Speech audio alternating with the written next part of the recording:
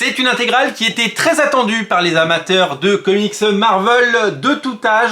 Howard the Duck, Howard le canard, intégrale 1973-1977 et enfin disponible pour le plus grand plaisir de tous. Et oui, ce personnage culte qui a eu droit à son propre film, souvenez-vous, dans les années 80 et quelques apparitions dans les Gardiens de la Galaxie. Je crois qu'il était même dans vous savez, l'assaut final de Endgame. Certains l'auraient repéré, hein. Il est là, regardez, il court avec tout le monde quand il crie Avengers, Assemble. Vous vous souvenez là, ce moment un peu épique à la fin du film. Spoiler alerte pour ceux qui l'ont pas vu.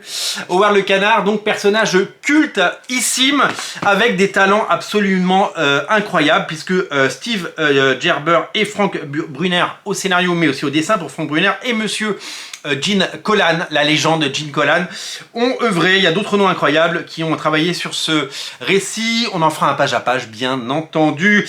Il y a Val Mayerick, j'ai jamais réussi à dire ce nom. Jim Starlin, bien sûr, John Buscema et Sal Buscema. Les premiers épisodes, ce sont donc les premières apparitions de Howard le canard dans les pages notamment de Man-Thing. On verra tout ça évidemment lors du page à page. Alors au départ, il a un look qui n'est pas son look tout à fait final, même si évidemment il y a un petit côté Donald Duck et que ça penche évidemment du côté de Disney. Vous allez donc retrouver avec incroyable, avec talent, le génie de cette série qui a bercé des générations entières de lecteurs et qui était très attendu. Ça fait partie des choses. Vous savez qu'on voit souvent arriver sur les réseaux sociaux de Panini depuis des années. Il faut publier Rome, il faut publier les Micronauts, il faut publier Howard le canard, il faut publier les Thunderbolts, il faut publier les New Warriors. Et ben globalement, toutes les cases semblent être maintenant cochées.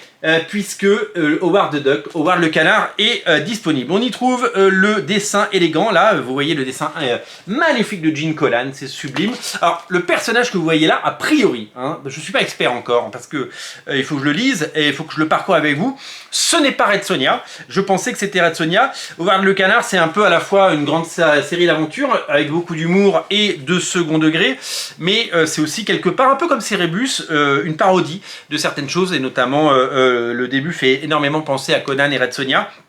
Et évidemment, le côté parodique parce que le personnage ressemble comme deux gouttes d'eau à s'y méprendre à Donald Duck, et ben c'est vrai que peut-être que Marvel a mis du temps à mettre en scène le personnage parce qu'une fois qu'ils l'ont récupéré, parce que ben ça ressemble quand même à des choses qu'ils ont dans leur propre catalogue. Les personnages de Marvel comme le Doctor Strange que vous venez de voir et Spider-Man évidemment croisent le chemin de Howard the Duck dans des aventures, mais qu'il me reste à découvrir hein, parce que je vous dis, moi je suis complètement passé à côté. Bon, on va se dire les choses hein.